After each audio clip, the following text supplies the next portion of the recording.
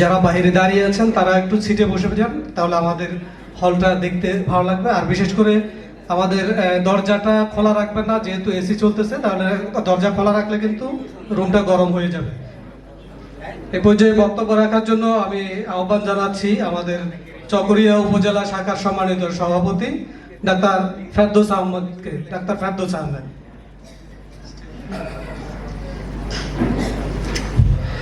বিসমিল্লাহির রহমানির রহিম। সম্মিলিত হোমিওপ্যাথিক চিকিৎসক পরিষদ বাংলাদেশ চট্টগ্রাম বিভাগীয় হোমিওপ্যাথিক চিকিৎসক সম্মেলনের সম্মানিত সভাপতি শ্রদ্ধাভাজন জনাব ডাক্তার আবুল কালাম আজাদ সাহেব ও প্রধান অতিথি হিসাবে আজকের আলোচনায় আছেন বীর মুক্তিযোদ্ধা মোহাম্মদ নুরুল ইসলাম চৌধুরী এমপি, মাননীয় প্রতিমন্ত্রী, শ্রম ও কর্মসংস্থান মন্ত্রণালয়। আজকে আমরা যাকে সংবর্ধিত করতে যাচ্ছি, যার ক্লান্ত পরিশ্রম, যার ত্যাগ, যার মেধা, যার ধৈর্য, যার দীপ্ত বুদ্ধি, সেই মহান ব্যক্তিত্ব, যাকে আসলে স্মরণ না করলেও চলে না, যার পরিশ্রমে আজকে আমরা ডাক্তার লিখতে সহযোগিতা সার্বিকভাবে পেয়েছি, তিনি হলেন জনাব মাননীয় ডাক্তার দিলীপ রায়। আজকের আমি মঞ্চের, যেহেতু আজকে হোমিও ডাক্তারদের ডাক্তার না লেখার বিষয়ে অনেক প্রশ্ন এসেছিল, সেই হিসেবে মাননীয় প্রধানমন্ত্রী ডাক্তার লেখার জন্য সার্বিক সহযোগিতা করেছেন। আমি মাননীয় প্রধানমন্ত্রীকে আমাদের সংগঠনের পক্ষ থেকে, ডাক্তারদের পক্ষ থেকে আন্তরিক ধন্যবাদ ও অভিনন্দন জানাই। প্রিয় উপস্থিতি, আমরা আজকে এখানে কেন সমবেত হয়েছি? নিশ্চয় আমাদের একটা লক্ষ্য আছে। সেই সমবেত হওয়ার পিছনে আমাদের দুর্বিসন্ধি আছে, আমাদের টার্গেট আছে। সেই সমবেতর জন্য যদি আমরা আজকের এই প্রোগ্রামকে সফল করতে না পারি, তাহলে আমাদের জন্য ব্যর্থতা। আর যদি আজকে আমরা যেই সমবেদনা করতে এসেছি, যেই প্রোগ্রামের জন্য আমরা এসেছি, সেই প্রোগ্রামকে যদি আমরা সাকসেস করতে পারি, আগামী প্রজন্মে যারা ডাক্তারি করতে আসবে, এখানে যারা নেতৃত্ব দিচ্ছেন, তারাই সফল, আপনারা আমরা সবাই সফল। বিশেষ করে সময় সংক্ষিপ্ত, গুরুত্বপূর্ণ নেতৃবৃন্দরা আছেন, গুরুত্বপূর্ণ বক্তব্য রাখবেন। আমি দু একটা দাবি দেওয়ার কথা বলে আমার সংক্ষিপ্ত আলোচনা আমি শেষ করতে যাব। আজকের এত বড় গুরুত্বপূর্ণ একটা প্রোগ্রাম, যারা উদ্যোগী, যারা সহযোগিতা হাত নিয়ে এগিয়ে এসেছেন, আমার চকরিয়া উপজেলা হোমিওপ্যাথিক সম্মিলিত হোমিও চিকিৎসক পরিষদ ও কক্সবাজার জেলার পক্ষ থেকে তাদেরকে আন্তরিক অভিনন্দন ও ধন্যবাদ জানাই। বিশেষ করে ডাক্তার ফয়জুল হক, ডাক্তার AKM অধ্যাপক ফয়জুল হক সাহেব, ডাক্তার আবুল কালাম, ডাক্তার মনির ভাই, আরো অনেক নাম না জানা ব্যক্তিত্ববান ব্যক্তিরা আছেন, যারা আজকে এই সফলতার ডাক দেওয়ার জন্য দিন রাত না ঘুমিয়ে তাদের ব্যবসা বাণিজ্য ভাগ দিয়ে, তাদের সার্বিক পরিবারকে সময় না দিয়ে আপনারা আমাদের দাবি দেওয়ার জন্য সময় দিয়েছেন। তাদেরকে আবারও আমার ব্যক্তিগত তরফ থেকে রক্তিম শুভেচ্ছা, আন্তরিক অভিনন্দন জানাই। প্রিয় উপস্থিতি, আমাদের 6 দফা দাবির জন্য প্রথম যারা আমরা DSMS ডাক্তার, এই DSMS ডাক্তারদের দাবি হচ্ছে BHMS এ ভর্তি হওয়ার জন্য সুযোগ সুবিধা রাখা। এটা আমাদের দাবি হতে পারে না, আমি মনে করি এটা আমাদের ন্যায্য অধিকার। কারণ একজন MBBS ডাক্তার যখন পাশ করেন, সে FCDS পড়ার সুযোগ রাখেন। একজন ডিপ্লোমা ইঞ্জিনিয়ার যখন হয়, সে BHC পড়ার সুযোগ পায় রাষ্ট্রীয়ভাবে, রাষ্ট্রীয় আইন আছে, সেখানে সে MHC করার সুযোগ পায়। প্রত্যেকটা যারা কৃষি ডিপ্লোমা আছেন, তারা উচ্চ শিক্ষার জন্য সুযোগ রাষ্ট্রীয় আইনে আছে। আমরা হোমিও ডাক্তার যারা DSMS করেছি, আমরা কেন সেই দাবি দেওয়া পাবো না? আমাদের সেই অধিকারের জন্য আজকে সভা, সেমিনার, সেম্পোরিয়াম কেন করতে হবে? এটা রাষ্ট্রীয়ভাবে থাকা দরকার। যেহেতু নেই, থাকার জন্য আপনাদের যারা আজকে এই আলোচনা করতেছেন, তাদের সাথে একাত্মতা ঘোষণা করে তাদেরকেও আমরা সবিনয় অনুরোধ করব।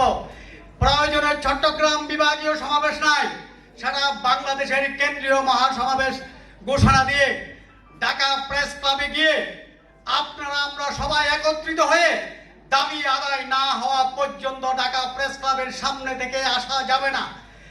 আপনারা আমরা যারা আজকে হোমিও ডাক্তারের দৈনিক ইনকাম করে আপনার আমার ছেলেদের পড়াশোনা করাচ্ছি, আয় রোজগার করতেছি, তাহলে একটা দুইটা দিন দাবি দেওয়ার জন্য আমরা শ্রম দিয়ে আমাদের অধিকার আমরা ফিরিয়ে আনতে পারি না?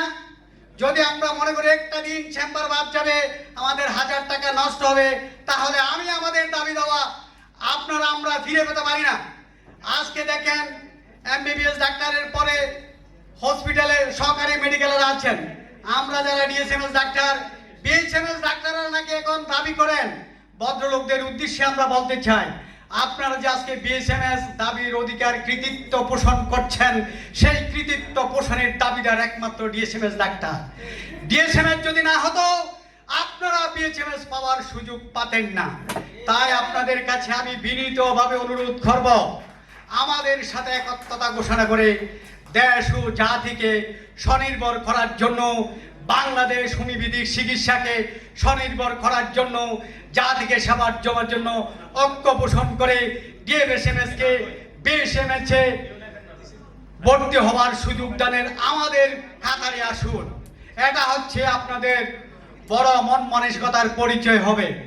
এবং আপনারা যারা ডাক্তার ভাই আজকে এই সেমিনারে আসছেন, আপনাদেরকে দেখে আমাদের মন প্রতিফুল্ল হয়েছে।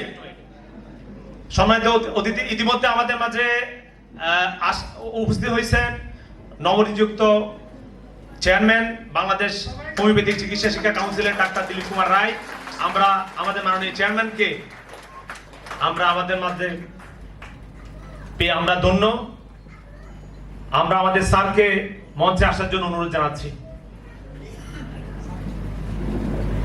মাননীয় চেয়ারম্যান ডাক্তার দিলীপ কুমার রায় এবং আমাদের মাঝে আরো অতিথি হিসেবে উপস্থিত হয়েছেন সাবেক সদ্য বিলুপ্ত বাংলাদেশ হোমিওপ্যাথিক বোর্ডের ঢাকা বিভাগীয় বোর্ড সদস্য, প্রভাবশালী বোর্ড সদস্য জনাব ডাক্তার শেখ ইফতেখার উদ্দিন। জনাব ডাক্তার শেখ ইফতেখার উদ্দিন, আমি ওনাকে মঞ্চে উপস্থিত হওয়ার জন্য সবিনয় অনুরোধ জানাচ্ছি। আমাদের মাঝে আরো উপস্থিত হয়েছেন সদ্য বিলুপ্ত বাংলাদেশ হোমিওপ্যাথিক বোর্ডের সাবেক সদস্য, খুলনা বিভাগ থেকে জনাব ডাক্তার ইস্তাফিল হোসেন মুন্সি, এবং আরো আছেন আমাদের বোর্ডের সুযোগ্য কন্ট্রোলার জনাব ডাক্তার শহীদুল ইসলাম। আমি ওনাকে মঞ্চে উপস্থিত হওয়ার জন্য অনুরোধ জানাচ্ছি। আমাদের মাঝে আরো আছেন সদ্য বিলুপ্ত এবং বর্তমান বাংলাদেশ হোমিওপ্যাথিক চিকিৎসা শিক্ষা কাউন্সিলের সহকারী রেজিস্ট্রার ডাক্তার অমিত রয়। আমি ওনাকেও মঞ্চে উপস্থিত হওয়ার জন্য অনুরোধ জানাচ্ছি। আমি আরো মঞ্চে উপস্থিত হওয়ার জন্য অনুরোধ জানাচ্ছি আমাদের আজকের এই আয়োজনের অন্যতম অতিথি, বাংলাদেশ হোমিওপ্যাথিক ওষুধ ম্যানুফ্যাকচার অ্যাসোসিয়েশনের সম্মানিত সভাপতি এবং ম্যাক্স ফেয়ার অ্যান্ড কোম্পানির সুযোগ্য কর্ণধার জনাব ডাক্তার এস.এম. রেজাউর রহিম।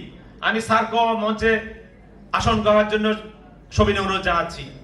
আমাদের মাঝে আরো উপস্থিত আছেন বাংলাদেশ হোমিওপ্যাথিক মেডিকেল কলেজ ও হাসপাতাল শিক্ষক সমিতির সম্মানিত ভারপ্রাপ্ত সভাপতি জনাব ডাক্তার তাফাজ্জল হোসেন ভাই। আমি ওনাকে মঞ্চে আসন গ্রহণ করার জন্য অনুরোধ জানাচ্ছি।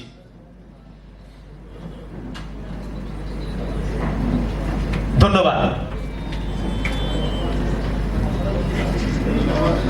আমাদের মাঝে আরো একজন অতিথি উপস্থিত আছেন,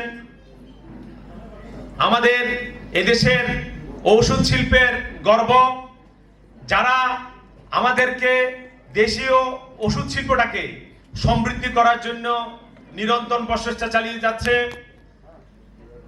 আমাদের নিউ লাইফ এন্ড কোম্পানির সুযোগ্য কর্ণধার ডাক্তার এস এনামুল হক এবং এস.এম. শামসুল হক। আমি জনাব ডাক্তার এস এনামুল হক স্যারকে মঞ্চে আসন গ্রহণ করার জন্য সবিনয় অনুরোধ জানাচ্ছি। ধন্যবাদ সবাইকে।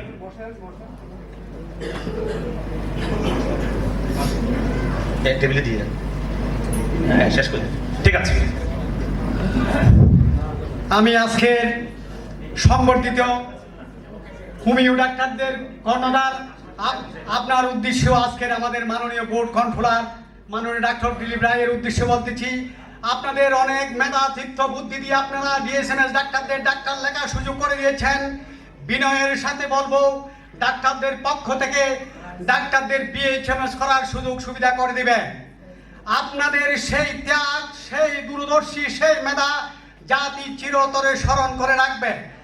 আমরা কিছু জমি পেয়েছি, জমির রেজিস্ট্রেশন পেয়েছি, কিন্তু জমির এখনো দখল বুঝে পাইনি। তাই আপনাদের শেষ প্রচেষ্টায় জমির দখল বুঝে পাওয়ার জন্য আবারও আপনারা চেষ্টা করবেন। সমগ্র বাংলাদেশের হোমিও ডাক্তার আপনাদের স্মরণ করে স্মরণ করে রাখবে। বাংলাদেশের 70 জন মানুষ হোমিওর চিকিৎসা নিয়ে এখনো নির্ভর করে। গ্রামে গঞ্জে খেটে খাওয়া মানুষেরা হোমিও চিকিৎসার উপর নির্ভর করেন। তাই আপনাদের কাছে দাবি, ডিএসএমএস ডাক্তারকে সরকারি মেডিকেলে 10ম গ্রেডে সরকারি চাকরির জন্য রাখবেন, এই আশা রেখে আপনাদেরকে ধন্যবাদ জানিয়ে, উপস্থিত নেতৃবৃন্দকে ধন্যবাদ জানিয়ে, আমার ব্যক্তিগত তরফ থেকে ধন্যবাদ জানিয়ে আমি আমার বক্তব্য শেষ করলাম। আসসালামু আলাইকুম। ধন্যবাদ।